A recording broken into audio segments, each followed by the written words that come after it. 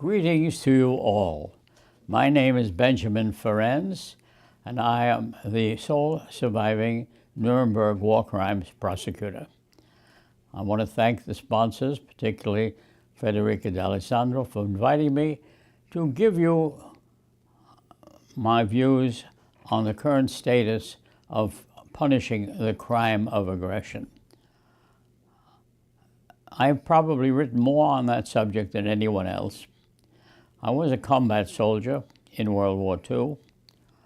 I came to America as an immigrant whose parents were fleeing from poverty and persecution. I lived in poverty most of my life. I was fortunate in getting a good education and getting a scholarship at the Harvard Law School for my exam in criminal law.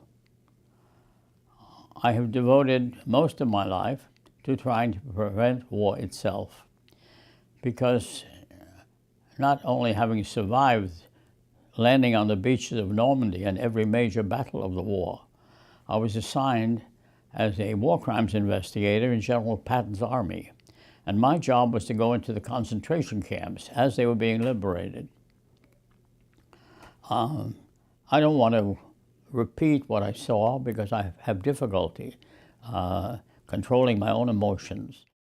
My direction of my life was, how do you prevent those horrible things from happening again? I recognize that our current system of taking young people, if the heads of state do not agree, and they send their young people out to kill other young people they don't even know. And they do that until they get tired of killing. Then they pause and declare victory, and they start again. Shortly thereafter, continue going back to killing as usual. That is the current system. I think it's absolutely insane. And yet we glorify that, as we have for thousands of years, glorified war as the way to power and prestige. And many people still feel the same way. Now, I often say that America is a great democracy, and it's as it should be. People have differences of opinion, and there are some who believe that I'm a dreamer, an idealist, who doesn't see the reality, that this is a dog-eat-dog world. Well, I see the reality very well, but I want to change it. We're not dogs. We have to behave as human beings. When the war was over, the world joined together in forming the United Nations. I always carry that with me.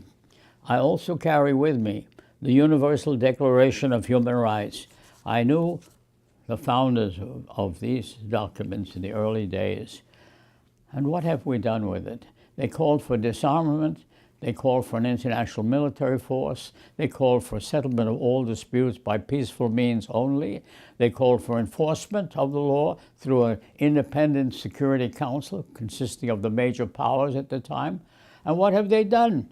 They have failed on all of the major points. Now, the United Nations is an important instrumentality. I don't want to denigrate it, because that's all we've got.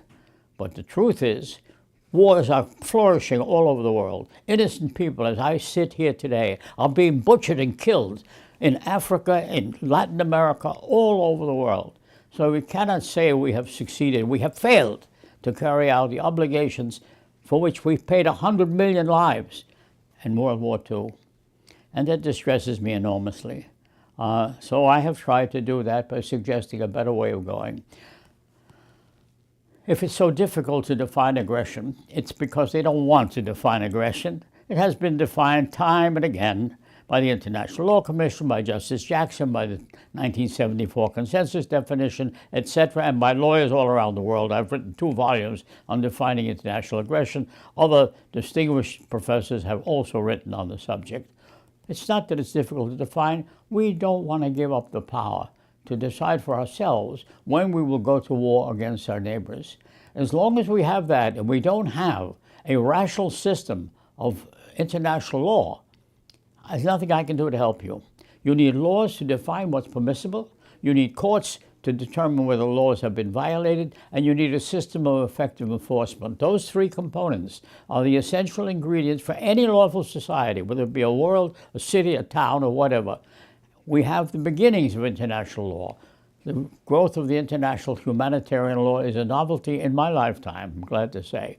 We have the beginning of international courts. We do have international courts now of various kinds all over the globe. Beginning, all imperfect, of course, but they're neophytes, they're newborn babes. Enforcement, we haven't even started. The only method we have of enforcement is to threaten to kill everybody, and we can do it. We have the capacity today from cyberspace, cut off the electrical grid on any planet on Earth, kill everybody in that city, that town, that country. And every time you kill an innocent person who wasn't even your target, what you do. When the Americans were loved everywhere, in Europe, my goodness, people came and gave you whatever they could, hugs and kisses and wine and whatnot. Today, our reputation has been soiled. And it grieves me because I'm a patriotic, loyal American who will give everything back that I have earned in this country. And it pains me to see how our reputation has been spoiled, not because the Americans are against it, because a small minority is opposed to it. I understand their feeling. They don't trust anybody else. I understand that. But it's a wrong decision, and we don't have to accept it. Let them state their point of view, just as I say when you have an accused war criminal or a murderer, you know he's a murderer, put him on trial. Don't shoot him in the back and then disappear him. And then you hide all the witnesses, put him on trial, let him state his case. That's what the United States did with Hermann Goering. In the end, they sentenced him to death. He committed suicide. So give them a chance. This is a law school. This is lawyers. You must hear both sides of the story. And the Chinese are saying, when the Americans are ready to come, we'll go.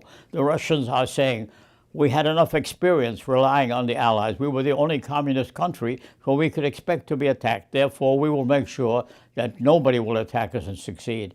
Each country has its own needs. Most of them live in poverty. The people are starving.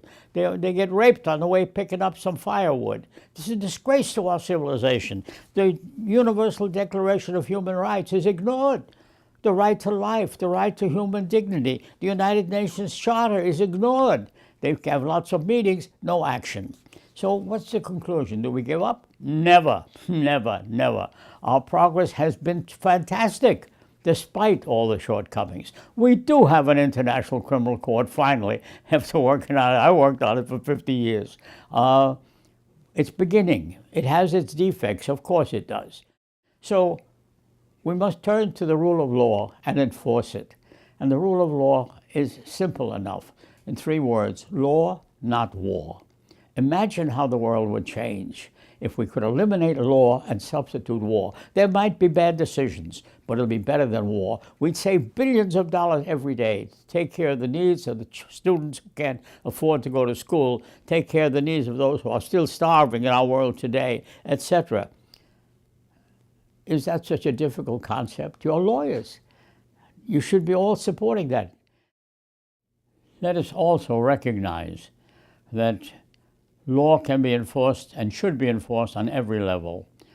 Internationally, through the International Criminal Court and other international courts which are coming on the scene, national courts, and also the principle of universal jurisdiction should be applied. If piracy could be recognized as a crime which gives jurisdiction to any court to try the pirates, what about war making? What about crimes against humanity? Rape is already recognized as universal jurisdiction. That should be expanded.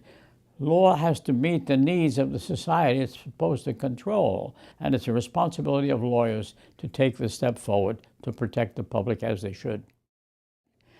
I know it's difficult to do, and because I see the progress, I have become a realistic optimist.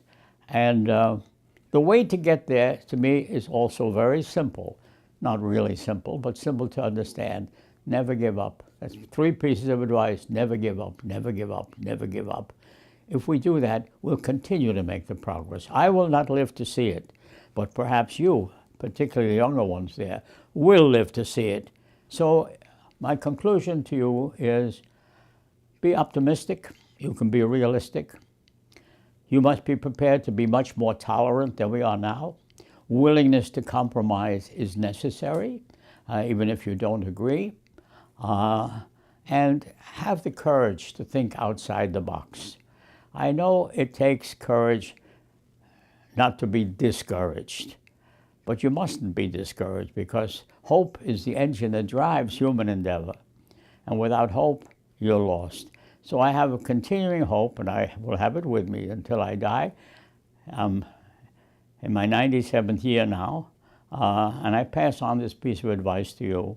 Never give up, substitute law for war, and you'll have a more humane world, I hope. Good luck to you.